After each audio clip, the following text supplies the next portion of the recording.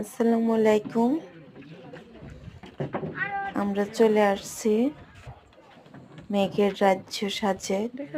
সেখানে সৌন্দর্য, অপরূপ লীলা। আল্লাহ তাআলা এত সৌন্দর্য যে সৃষ্টি করছে, যে প্রাকৃতিক দৃশ্য যে না দেখলেও অনেক মিস করব।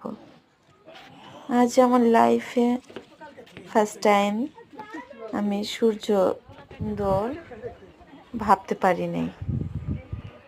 আকাশটা মনে হয় মেঘে ছোঁয়া, সেখানে মনে হয় যে আলোর টুকরোগুলো সব মেঘের সাথে মনে হয় যে সোনালি রঙে রাঙা। এত অপরূপ দৃশ্য, খুবই সুন্দর।